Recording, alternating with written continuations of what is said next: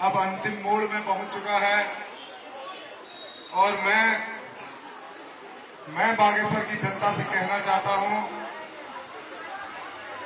कि 2017 से बचपन से कहिए एक तरीके से, क्योंकि मैं 16 साल का था तो मैं बहुजन समाज पार्टी से राजनीति शुरू की मैंने, और फिर लोगों की जरूरतें, लोगों की इच्छाएं जिस तरीके से रही, हमें लगा कि कहाँ पब्लिक हमें चाहती है, किस जगह पर चाहती है, उसी हिसाब से हम अपने राजनीतिक दल के माध्यम से आज कांग्रेस के प्रत्याशी के रूप में आप लोगों के सम्मुख खड़े हैं। लेकिन मैं आज ऐसे मोड़ पे खड़ा हूं, एक तरफ पूरा सरकारी तंत्र भारतीय जनता पार्टी के मुट्ठी पर काम कर रहा है, दूसरी तरफ एक हताश और अपने जीवन के सपने लिए, अपने पिताजी के सपने लिए, मेरे पिताजी स्वर्गवासी हो चुके हैं, उनकी आत्मा की शांति के लिए भी मैं चुनाव लड़ रहा हूं। मैं आपको बताना चाहता हूं, उनके सपने लिए अपने मां को बीमार बिस्तर पर छोड़कर मैं इस चुनाव को लड़ रहा हूं। अब सूचना ये आ रही है कि भारतीय जनता पार्टी ऐसे नहीं जीत सकती, गांव-गांव पैसे बिछाकर चुनाव जीतेगी। मेरी इज्जत आप लोगों के हाथ में है, आप इसको सलामत रखेंगे। मैं अपनी गरीब जनता से कहना चाहता हूं, समय तो ऐसा आना चाहिए, एक तमाचा वो पड़ेगा जो उन्होंने सत्ता में बैठकर दुराचार किए हैं, जो गलत लोगों को संरक्षण देने का काम किया है, जो गलत तरीके से जनता को छलने का काम किया है। एक तमाचा तो वो पड़ेगा, दूसरा तमाचा ये पड़ेगा कि 2000 रुपए में भी हमारा वोट हमारा बिकाऊ नहीं है, पैसा भी ले लेंगे, बटन भी हाथ का बड़ी जोर से दबाएंगे, जनता बोलेगी। मैं जवाब देना चाहता हूं और मैं बहुत बढ़िया तरीके से जानता हूं कि आज हमारे पास एकमात्र माध्यम है मीडिया, जिससे हम अपनी जनता को जागरूक कर सकते हैं, समझा सकते हैं। इनका हमारे को चैलेंज यही है कि हम घर भर के आधार पर इस चुनाव को जीत कर दिखा देंगे, क्योंकि उत्तराखंड प्रदेश का एकमात्र चुनाव है, पूरी ताकत यहाँ इन्होंने झोंक रखी है। कभी आप शिक्षा मंत्री को बुलाओगे तो आपके जिले में नहीं मिलेगा, कभी आप समाज कल्याण मंत्री को बुलाओगे तो आपके जिले में नहीं मिलेंगे, कभी आप दूसरे विभिन्न विभागों के मंत्रियों को अगर आप कभी बुलाओगे तो आपके जिले में नहीं मिलेंगे। लेकिन यहाँ पर भारतीय जनता पार्टी की पूरी प्रदेश से लेकर राज्य तक की फौज यहाँ पर तैनात है मेरे को हराने के लिए। मैं बड़ा तो जरूर हो गया हूँ, और बड़ा मेरे गरीब लोग, मेरे मजलूम लोग जिनकी लड़ाई में लड़ता रहा हूँ, जो इस हॉस्पिटल में पैसा कम होने के कारण, उनके इलाज न हो पाने के कारण दम तोड़ जाते हैं, जो गरीब आदमी अपने बच्चों को नहीं पढ़ा पाता है, जो मजदूरी करके अपने घर में अपने बच्चों का तो राशन खिलाता है, बड़ी मुश्किल से आगे वो पढ़ाने की कोशिश करता है, किस तरीके से सक्षम होने की कोशिश करता है, मैं उसकी ताकत बनना चाहता हूँ। आज मेरी इज्जत आप लोगों के हाथ में है, आप लोगों को सोचना पड़ेगा। साथियों, इस हॉस्पिटल में चुनाव के टाइम पर अभी एक भाई साहब मुझे आगे बता रहे थे, बोला हॉस्पिटल के डॉक्टरों की बात जरूर करना, कहीं न कहीं पीड़ित होंगे। अरे भारतीय जनता पार्टी की सरकार में बैठे हुए लोगों, बागेश्वर की इतनी बड़ी पुकार सुननी थी, इतनी बड़ी चिंता आपको थी, 2-2 हजार रुपए किस दिन तक तुम्हारे चलेंगे, कब तक आप चला पाओगे ये समझिए। 2-2 हजार रुपए से आप हमारा अधिकार छीन के ले जाओगे और सत्ता में बैठकर फिर इन्हीं पर जुड़ोगे। इस बार हम ऐसा नहीं होने देंगे। मैं बता देना चाहता हूं कि बसंत कुमार की ताकत बागेश्वर की जनता है। अभी तक तो हम 25,000 वोटों से जीत रहे थे। मैं बता देना चाहता हूं कि भारतीय जनता पार्टी की झोली में 5,000 वोट पड़ेगा, ये मेरी गारंटी है साथियों। इसलिए गलती से भी इनके बहकावे में मत आना। ये बात तो मन कौन सा समझेंगे। और इस वीडियो के माध्यम से थोड़ी देर में जो फेसबुक पर लोड हो जाएगा तो पूरे बागेश्वर विधानसभा की जनता में पहुंच जाएगा। हम व्हाट्सएप फेसबुक के माध्यम से जगह जगह पहुंचा देंगे इस वीडियो को।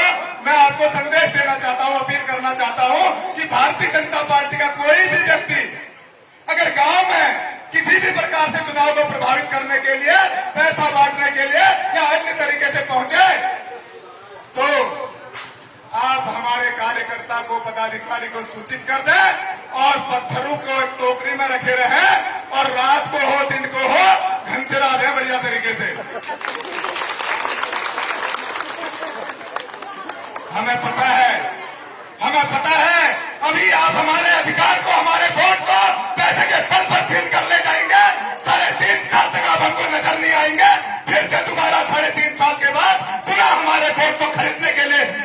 पहुंचाएंगे, ये पता है हमको। लेकिन इस बार बागेश्वर की जनता ऐसा नहीं होने देगी। पता है क्या कहते हैं? ये कहते हैं उपचुनाव तो कभी सत्ता पक्ष वाले हारते ही नहीं है।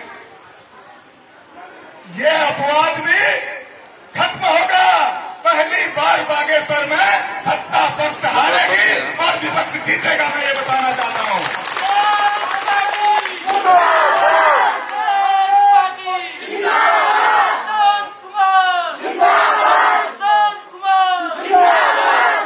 बीमार तो बहुत सारे लोग हैं, बहुत सारे लोगों के बच्चे बीमार हैं।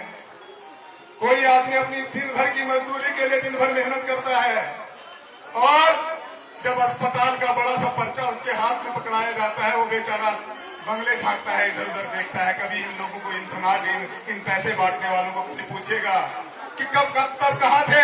आज ये कौन सी रात आ पड़ी कि आप लोग हमारे घरों पे पहुंचने लगे कि पैसे ले लो, हमको वोट दे दो। भारतीय जनता पार्टी के लोगों को कह देना चाहता हूं, पैसे बर्बाद हो जाएंगे, क्योंकि यही 2 दिन है जो आप पैसे बांटते हैं, मुझे बहुत अच्छी तरह पता है। और बर्बाद हो जाएंगे, गलती मत कर देना। बांट भी देते हो तो अच्छा ही है, कुछ नहीं मिलता। जिनको कभी आप दिखते नहीं हो, कुछ तो हाथ में आएगा। साथियों, दुख दर्द को इनको पता नहीं है। ये ऐसा समझते हैं कि ये सृष्टि में ये सतत है, हमेशा के लिए है। ये सृष्टि जो है नश्वर है।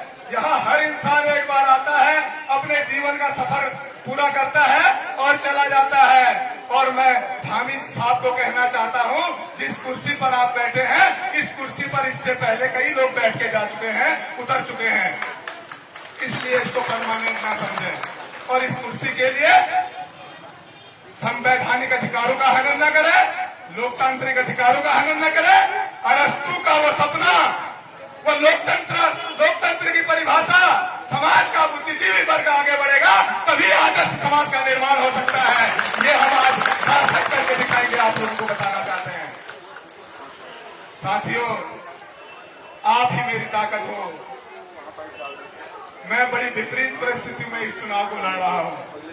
आपको पता होना चाहिए, कल भारतीय जनता पार्टी के दबाव में आकर एक थाना इंचार्ज द्वारा हमारे किसी गाड़ी में बैठे हुए 5 आदमियों के जेब का पैसा इकट्ठा करके उसको 1,83,000 रुपया इकट्ठा करके, किसी के जेब से 25,000 निकला, किसी के जेब से 50,000 निकला, किसी के जेब से 20,000 निकला, उसको इकट्ठा करके और उनके गले में पड़े हुए 5 मफलरों को गाड़ी के बोनट पर रखकर फोटो खींचकर उन पैसों को सीज कर दिया गया कि इस बंदे को किसी तरीके से, इस लड़के को, इस कांग्रेस पार्टी के प्रत्याशी को, इस कांग्रेस पार्टी को साधन विहीन बना दिया जाए तो सही से चुनाव हार जाएंगे। लेकिन मैं भारतीय जनता पार्टी को बता देना चाहता हूँ, मैं उनके मनु के अंदर हूँ, मैं उनके दिल के अंदर हूँ। मैं एक भाई की तरह, एक बेटे की तरह, एक परिवार के सदस्य की तरह सबके दिल में रहता हूँ। वहां से कैसे निकालोगे? साथियों, मेरा भी सफर है। कुछ लोग कहते हैं कि कांग्रेस पार्टी से चुनाव लड़ रहे हो यहीं पर मैं बताऊं आपको, मैं 2017 से चल रहा हूं आप लोगों के साथ और ये सफर 2017 का है। मेरे 16,000 लोग जो मेरे साथ चलते थे, वह मैं बहुजन समाज पार्टी में था तो वो वहां थे, वहां से आम आदमी पार्टी में आया तो वहां शिफ्ट हो गए, पर कम पड़ गए। मैंने कहा और संख्या बढ़ानी चाहिए, मैं कांग्रेस पार्टी में आया तो वहां शिफ्ट हो गए, मुझे अच्छी तरह पता है। एक भी आवाज मेरे कांग्रेस पार्टी में शामिल होने पर मेरे समर्थकों की नहीं आई कि बसंत जी ये काम तुमने गलत किया। सबने कहा यही तो हम चाहते थे।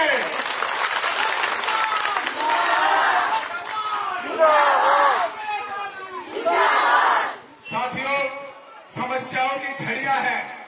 अस्पताल की समस्या है, टीचर्स की समस्या है, रोड की समस्या है, पानी की समस्या है।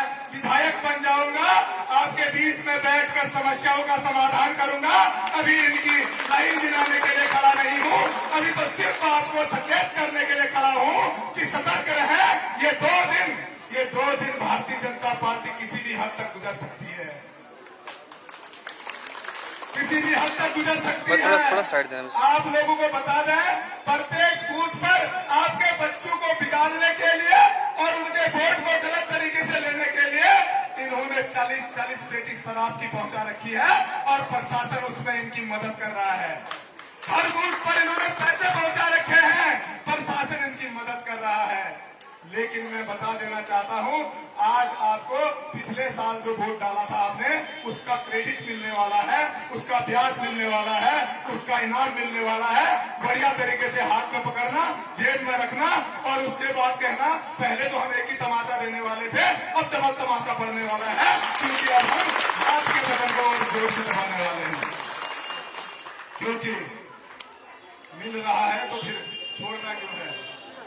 पैसा खा लेंगे पर वोट तो केवल हाथ पर ही पड़ेगा, ये आपको बता देना है। ये भी एक इतिहास होगा और इतिहास रचने वालों में जो दस्तखत होंगे वो आप लोगों के होंगे साथियों, क्योंकि इनका दावा है कि उपचुनाव तो कभी हम हारते ही नहीं। मैं बहुत ज्यादा समय न लेते हुए मेरे अग्रज, मेरे पिता समान, मेरे पिता के प्रतिरूप जो यहाँ पर उपस्थित हुए हैं, मुझे इस चुनाव को जिताने के लिए उनको विश्वास दिलाना चाहता हूँ कि आपने बेटा ऐसा पकड़ा है, ये सफल होकर आपके पास देवदारू आएगा। ये मैं आपको विश्वास दिलाना चाहता हूँ।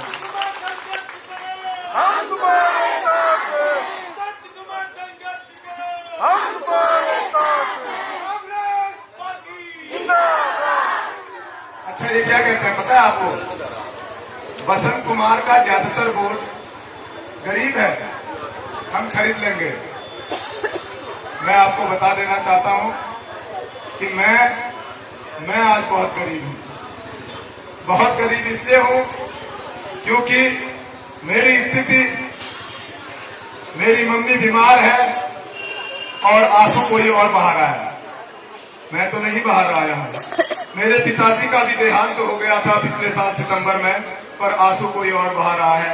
आंसू पर मत जाना, फिर आपके बच्चे जिंदगी भर रोएंगे, ये बात को आप याद रखना। अगर अपने बच्चों की खुशी चाहते हो, अंकिता हत्याकांड दोबारा ना हो और कोई बेरोजगार, कोई अग्निवीर इस देश में, इस प्रदेश में, इस जिले में, इस विधानसभा में दोबारा आत्महत्या ना करे, अगर ऐसा चाहते हो तो भारतीय जनता पार्टी का बटन गलती से भी मत दबाना। ये संदेश मैं बागेश्वर विधानसभा की जनता को देना चाहता हूं साथियों।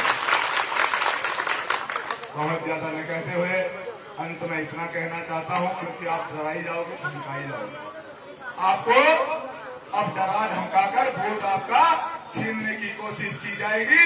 इसलिए अंत में 2 लाइनें कहना चाहता हूं, जो मैं हमेशा कहता हूं, इंसान अगर चाहे तो हर मुसीबत को बदल सकता है, पहाड़ उसके इशारे पर पिघल सकता है। ए मरे मन उठ मत न हार, हर फकीर अपनी तकदीर बदल सकता है, हर फकीर अपनी